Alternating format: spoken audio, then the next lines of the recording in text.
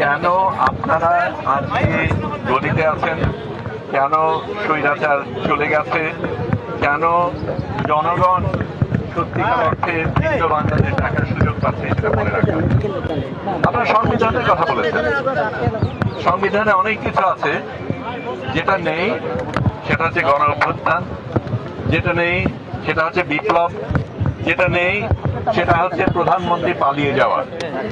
সেগুলি কোনোটাই তার মধ্যে লেখা নেই, কিন্তু সেগুলিকে আমরা আলিঙ্গন করেছি, কারণ আমরা জনগণ ভিন্ন বাংলাদেশ চায়, সেটা রক্ত দিয়ে তারা প্রমাণ করেছে। আপনারা গদিতে আছেন, সেটা কিন্তু জনগণের রায়, এবং আপনারা যদি সেই রায়টা গ্রহণ করতে পারেন, অন্য রায়টা গ্রহণ করা হঠাৎ এত কঠিন হয়ে যায় কেন, সেটা আমরা বুঝি না।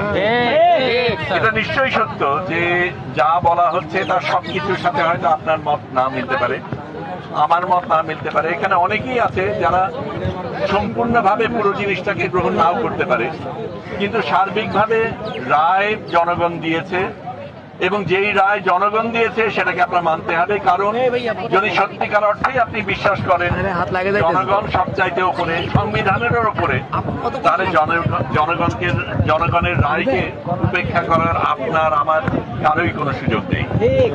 কারণ সেটা যদি হতো তাহলে তো স্বৈরাচার সেই কাজটাই করেছে। স্বৈরাচার এতদিন ছিল কি কারণে?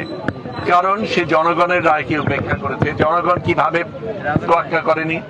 তার সৈন্য ছিল, লোকবল ছিল, টাকা ছিল, অনেক কিছু ছিল, যেটা দিয়ে সে আঁকড়ে ধরে থেকেছে। আপনারা তার থেকে ভিন্ন হবেন ভেবেই আপনাদের জনগণ এখানে এসেছে।